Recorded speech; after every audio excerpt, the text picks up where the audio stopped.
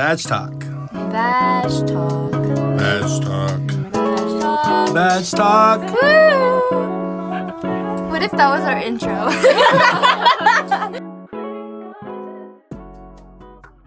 Hi, everyone. Hi. Welcome to Vag Talk. Vag Talk. All vag all the time. I'm Keegan. I'm Grant.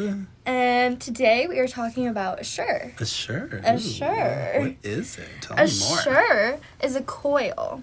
It's a non-surgical alternative for sterilization, quote unquote, and it's inserted into the fallopian tubes. It causes inflammation, and that makes scar tissue form, and it closes up the fallopian tubes. It's technically, quote unquote, permanent birth control, but technically not called sterilization, even though it is an interesting rhetoric choice. That is interesting. Yeah, 99% effective, advertised as like having no incisions, which nice. also is kind of sad because the beauty standards. Oh, yeah. No Yeah. one likes a scary vag. Nobody likes scars, right? No, Scary vag. Scary vag. Yeah. But anyways, this brings me to this woman, Gabriella Avina. Okay. She's actually a spokesperson, and she was a nurse when the good clinical work. trial first started. She watched the procedure, and she was saying how it looks so easy, I wanted to do it too. Yeah. And so eventually they called her to be a spokesperson for it, and she actually promoted her own kind of vlog website, Ask Gabby. Oh, okay. It's super personal, and she could talk to other girls and kind of inform them of how it went and nice. try to like help women feel more comfortable. Women helping women. Getting the Love it. procedure. She even said it takes longer to get your nails done than it does to get sterilized. Sign me up. Which, why get mani-pedis when you can get sterilized, right? All the time. Re-sterilizing. Yeah. So a she sudden. decided that Assure had caused many autoimmune diseases. Like, she got celiac, Oh. which is crazy, but she didn't connect the dots. She Oh, didn't yeah. realize that it was because of Assure. Yeah. How long did it take for that to happen? 13 years, I believe? Oh, well, that was a long time for her not to connect the Yeah, dots. you would think that you would kind of Yeah. understand, because it's literally a coil Yeah. going into your fallopian tubes, and you just get like, autoimmune. just a happenstance. her So then, story. why did she change her mind? Okay, that is actually a great question. And that's the meat and potatoes of why we're here today.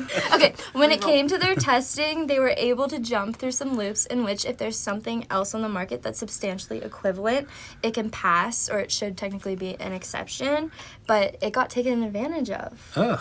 I know. hate that. Even if the thing on the market is recalled, they can still use this rule.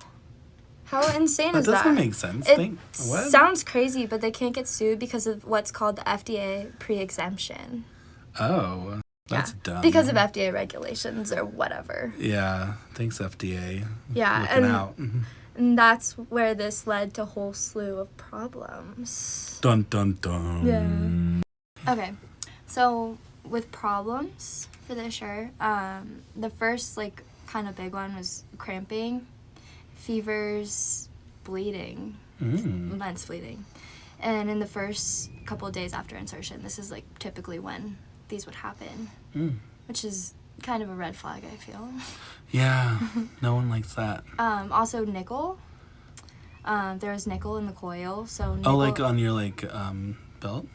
Yeah. Oh. Yeah, because you know how if you get a red mark Yeah. behind your belt, Oh. it's technically allergic reaction. And then that's in your body? Yes, and that's in your body. And most people, I feel get that mark Yeah. from pants or belts. Ugh. Oh, no thanks. And nickel allergies weren't asked. So the doctors didn't ask women if they had a nickel allergy before Most putting of the time, nickel no. inside their fallopian tubes? Yeah. That's fine. That sounds kind of like a problem. That's a little bit of a and problem. it got into their bloodstream. Yeah. Not slay. And it wasn't as effective as promoted, 10% less actually. So, People still got pregnant. so you get this You get nickel, sterilized, but you still get pregnant. Over 4,700 women reported pregnancies, and 2,300 of those resulted in miscarriages. What? Yes. Or ectopic pregnancies. Pregnancy loss. Yeah. Wow. So, okay, lay it out for me. A woman Okay. goes to her doctor and asks to be sterilized, and they put a coil inside of her, and she's Which like they say is 99% effective. 99% effective. And then she gets pregnant, and then she miscarriages. That's emotional. That's hard. That's really hard. That sucks. Also with like being sick and everything, a lot of women couldn't work.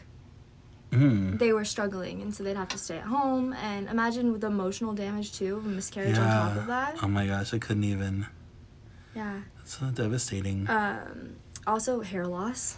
Can we talk about that? Fatigue, Yeah, depression, anxiety. No scars on your vag, but you'll lose, You can lose your hair. It's fine. Yeah. It's fine. That's so bad. And the worst of it all, over 100 women ended up dying from complications.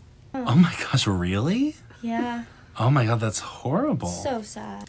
Out of all of the medical devices on the market, how did this one keep going? Like, how is this one still on the market?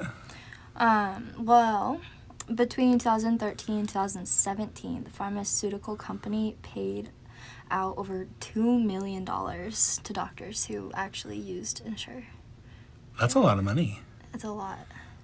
I feel like that would make doctors use it more. But why are they being paid? This is the problem. Yeah. If it's such like a reliable sterilization method, why do they have to be paid? Yeah. Well, and then also, they're doctors, aren't they already getting paid? Exactly. They're Why getting, do they need to? yeah, to promote something that's causing all of these complications in women. Yeah. I feel like if women who were getting this device knew that their doctors were being paid It would to... it would lessen the chance of them actually getting it. well, I feel like they would definitely reconsider Exactly. listening to their Completely. advice. Yeah. They were misinformed. So a doctor said to CNN, with that amount of money, it looks like a bribe. A bribe. Wow. That was awful. I know, I'm sorry. So a woman goes to her doctor because she wants to be sterilized. She doesn't want to have any more kids. The doctor pushes this medical device to go into her fallopian tube. It doesn't cause any scarring. There's no surgery to get over. It's quick and easy. It's just in the office. So she gets it thinking that her doctor wants the best for her. Trust. However, perhaps she doesn't know that the doctor is being paid to promote this. She doesn't know that the FDA has allowed this device to be put on the market without proper testing, and that if something goes wrong, she can't sue the pharmaceutical company. Correct. And then so women get this and they experience all these bad side effects, like pregnancy, which is the opposite of what they wanted. And then women are dying because of this medical device. So after all these horrible things happen to these women, where do we go from here? Well, there were support groups. There's actually some on Facebook, and I feel like just banding together and keeping all these women informed of actually what's going on. Yeah. And I feel like all you can do is inform. Yeah. And just tell everyone your story, I guess. Just tell everyone your story and never stop fighting. Well, did the FDA ever do anything? Well, the FDA never actually recalled it, which That's kind of it's crazy because people died. That is crazy. And there was no recall. But because there was so much information being spread out by women who actually went through this and other like people. on the media? Yeah, on the media.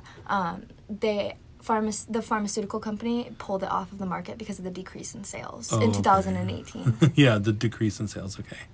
Yeah. Wow, what a story. Yeah, Wow, I feel so bad for all those women. I feel really horrible. All I can do is voice for them, though. Yeah, hopefully we've done a little help. Informing the general college population. Yeah, like what an interesting like parable of mistrust and misinformation. And how do we continue to trust doctors if this is what happened in one of these cases? How many other cases is this happening in? Exactly. We just don't know. That brings us to next week. Yes. When we'll be talking about the efficacy of emergency contraception. Stay tuned. Stay tuned on Vag Talk. Bye-bye, guys. I'm Grant. I'm Keegan. And this has been Vag Talk. Vag All Talk. veg, all the time. Be good night. Sounds good.